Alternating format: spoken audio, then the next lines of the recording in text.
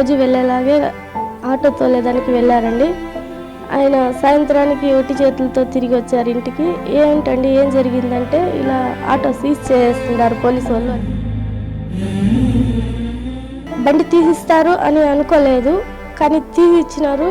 చాలా సంతోషంగా ఉండాలి. ఈరోజు మేము సంతోషంగా కడుపు నిండా తింటా ఉన్నామంటే లోకేష్ అన్న పుణ్యం వల్లనే. మా ప్రాణం ఉన్నంత వరకు లోకేష్ అన్నని, టీడీపీ పార్టీని మర్చిపోవనేసని ఈ సందర్భంగా నేను మనసారా చెప్తున్నాను.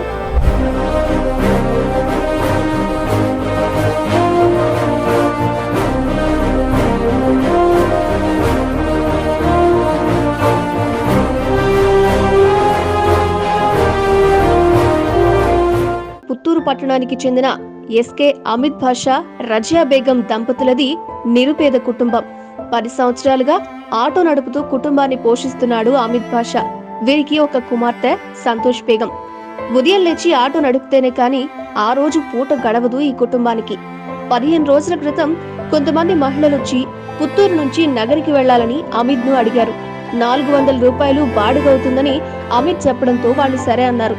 10 రూపాయలు వస్తుందని ఆశపడి వారిని ఎక్కించుకుని నగరికి వెళ్లారు. వాళ్ళు నగరి ఊరిపై రావాలంటే పోయినాను. అక్కడ నన్ను పోలీసులు చుట్టుముట్టినారు. ఏమని అడిగితే వాళ్ళు అదంతా తెలుగు, స్టేషన్ పోయి మాట్లాడతాం పదండి అని చెప్పి లాక్కుని వెళ్ళిపోయినారు. సార్ చెప్పండి సార్, నేను బాడుగు వచ్చినాను సార్ అంటే నేను వినవటం లేదు. పోలీసు వాళ్ళు నువ్వు వాళ్ళని ఎక్కించుకుని వచ్చినావు, తెలుగు మహిళల్ని, నువ్వు రా అని చెప్పి ఎక్కించుకుని పోయినారు. ఆడపోయి సార్ నేను ఏదైనా ఉంటే మళ్ళీ మాట్లాడతాను సార్, నన్ను ఆటో వదిలేండి, ఏదైనా ఉంటే మళ్ళీ చెప్తా ఉంటే కూడా వాళ్ళు వినలేదు. చాలా చెప్పినాను నేను, నాకు రోజుకి ఆటో పోతున్న జరుగుతుంది సార్, ఫైనాన్స్లో కట్టాలంటే కూడా మేడం కూడా వినలేదు. లేదయ్యా నీ మీద కేసు బుక్ చేస్తాము, ఆటో మీద కేసు బుక్ చేస్తామని చెప్పి బుక్ చేసినారు. అంతేకాకుండా బ్రతుకు జీవనాధారమైన ఆటోను సీజ్ చేశారు.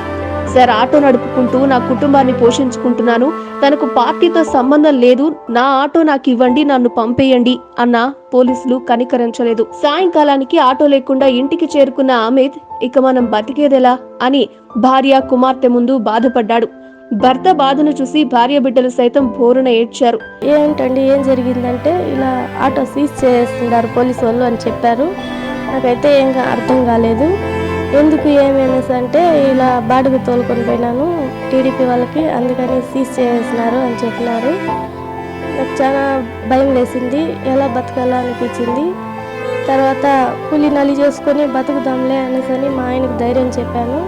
ఆయన 4 రోజుల వరకు తినలేదు, వస్తే ఉండిపోయినాము. చాలా దిగులు పడిపోయినాము. జరిగిన విషయాన్ని పుత్తూరు తెలుగుదేశం పార్టీ నాయకుల దృష్టికి తీసుకువెళ్లారు అమిత్ బంధువులు. అదే జిల్లాలో యువగళం పాదయాత్రలో ఉన్న లోకేష్ దృష్టికి అమిత్ కు జరిగిన అన్యాయాన్ని తీసుకెళ్లారు. ఒక్క క్షణం కూడా ఆలోచించకుండా తెలుగుదేశం పార్టీ వల్ల ఏ పేదవాడికి అన్యాయం జరగకూడదని లోకేష్ భావించారు. అమిత్ కు ఆటో ఏర్పాటు చేస్తామని హామీ ఇచ్చారు. ఇదే విషయాన్ని అక్కడ నాయకులు అమిత్ కుటుంబానికి చెప్పారు.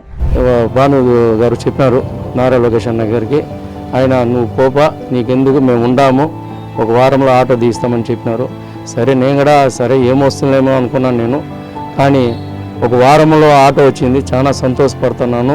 ఈ రోజుల్లో 10 రూపాయలు కూడా సాయం చేయరు అనేసి అనుకుంటా ఉన్నాము.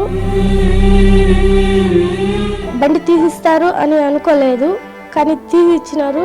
చాలా సంతోషంగా ఉండాలి.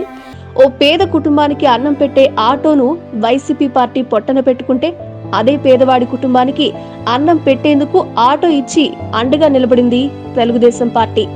ఇదే ఆటో లేకపోతే నా జీవనాధారం ఇదే ఏది. జీవితకాలం టీడీపీకి నేను రుణపడి ఉంటాను. ఇంకా నా శ్రమ అంతా టీడీపీ పార్టీకి గెలిపించుకున్నానని కోరుకుంటున్నాను. మాకు బండి వస్తుందనేసి అనుకునే లేదు. చాలా సంతోషంగా ఉంది, చెప్పలేకపోతుందా అంత సంతోషం వచ్చేస్తా ఉంది నాకు. లోకేష్ మీకు చాలా పాదాభివందనాలన్నా. లోకేష్ బండి లేకపోతే మేము తినలేము, బాడుగులు కట్టుకోలేము, సొంత ఇల్లు లేదు, దానివల్ల చాలా కష్టపడి ఉంటామన్నా. ఈరోజు మేము సంతోషంగా కడుపు నిండా తింటా ఉన్నామంటే లోకేష్ అన్న పుణ్యం వల్లనే. మా ప్రాణం ఉన్నంత వరకు లోకేష్ అన్నని, టీడీపీ పార్టీని మర్చిపోవనేసని ఈ సందర్భంగా నేను మనసారా చెప్తున్నాను.